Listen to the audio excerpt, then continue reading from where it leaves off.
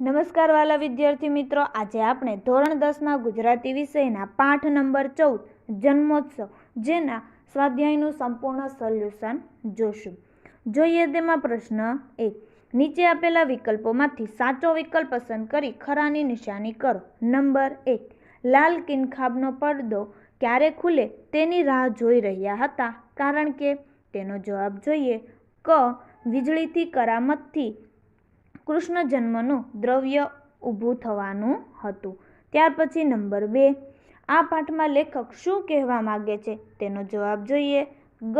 સમાજની જુદી જુદી બે પરિસ્થિતિનું ચિત્ર રજૂ કરવા માગે છે. ત્યાર પછી આપણે આગળનો પ્રશ્ન જોઈએ. પ્રશ્ન 2. નીચેના પ્રશ્નોનો એક વાક્યમાં ઉત્તર આપો. નંબર 1. હાવ બેઠો રીએ એમ કરવું છે કે પછી લાકડીના ટેકે હાલીને ભીખ માંગે એમ કરવું છે? આ વાક્ય કોણ બોલે છે? તો તેનો જવાબ જોઈએ હાવ બેઠો રીયો એમ કરવું છે કે પછી લાકડીના ટેકે હાલીને ભીખ માંગે એમ કરવું છે? આ વાક્ય વેલજી બોલે છે. ત્યાર પછી નંબર 2. ફગફગીયો દીવો બુઝાઈ જવાની સાથે બીજી કઈ ઘટના બની? તેનો જવાબ જોઈએ ફગફગીયો દીવો બુઝાઈ જવાની સાથે બાળકનું રુદન બીજી ઘટના રૂપે ગાજી ઉઠ્યું. ત્યાર પછી આપણે જોઈએ પ્રશ્ન 3. નીચેના પ્રશ્નોના 2-3 વાક્યોમાં ઉત્તર આપો. નંબર 1.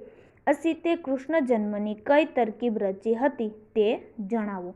તેનો જવાબ જોઈએ તો અસીતે વીજળીની મદદથી કૃષ્ણ જન્મની તરકીબ રચી હતી. રાત્રિના 12 વાગ્યે કિનખાબનો પડદો ખુલે, આકાશમાંથી તેજનો પુંજ અવતરે, એ સાથે ઝબકારો થાય, ત્યાં દેવકીના ખોળામાં બાળક જોવા મળે, કારાગૃહમાં અંધારું પથરાઈ જાય, સાથે ઝાલર, મંજીરા, કાસા અને શંખનો ધ્વનિ સંભળાય. બીભાસના સૂર વાતાવરણને વધુ આહલાદક બનાવે એવી તરકીબ અસીતે રચી. ત્યાર પછી નંબર 2. કાનજી અને દેવજી બાળકને લઈને ક્યાં જતા હતા? શા માટે? તેનો જવાબ જોઈએ કાનજી અને દેવજી બાળકને લઈને ઘૂંટણ સમા પાણી ડહોળતા વેલજી ડોસાને ઘેર જતા હતા. વેલજી ડોસા નવજાત શિશુના ટાંટિયા વાળી આપવાનો ધંધો કરે છે. ટાંટિયા વાળવા એટલે બાળકને આજીવન અપંગ કરી દેવું. કાનજી અને દેવજી બાળકના ટાંટિયા વાળવા જતા હતા. ત્યાર પછી આગળનો પ્રશ્ન જોઈએ. પ્રશ્ન 4.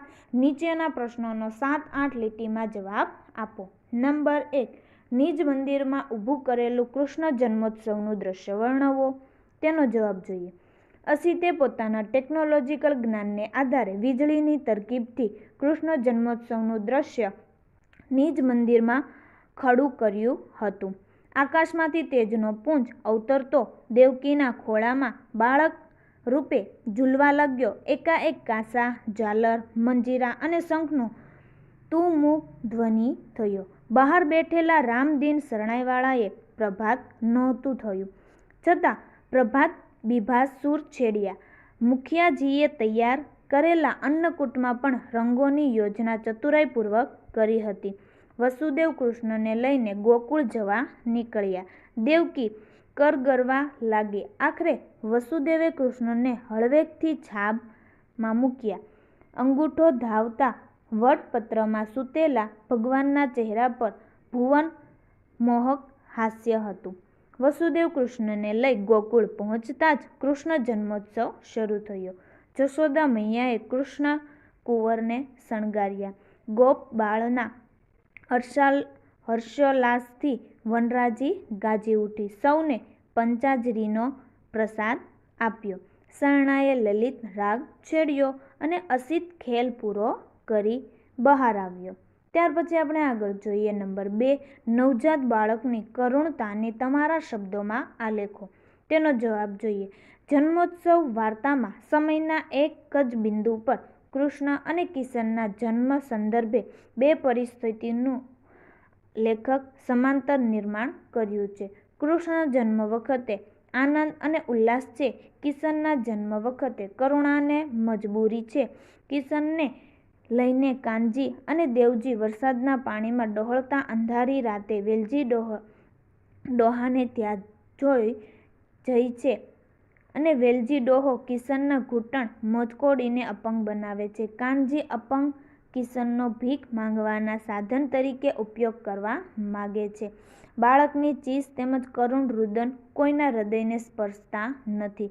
કિશનની માતા માણેકની લાચારી અને પીડા વધારે હૃદયદ્રાવક છે.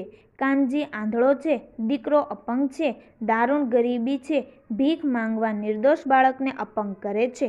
એક બાજુ કૃષ્ણ જન્મનો ઉત્સવ છે, પંચાજરીનો પ્રસાદ વહેંચાય છે, અન્નકૂટ ભરાય છે. બીજી બાજુ કિશનનો જન્મ છે, બે કોળિયા ધાન માટે સગા દીકરાને સાધન બનાવે છે અને જીવવાની કેવી કરુણા. તો ધોરણ 10ના ગુજરાતી વિષયના બધા જ પાઠના સ્વાધ્યાયના સોલ્યુશનના વિડીયોની લિંક ડિસ્ક્રિપ્શન બોક્સમાં આપેલ છે. તો આ વિડીયો તમે તમારા દોસ્તો અને મિત્રોને પણ શેર કરજો. Thank you.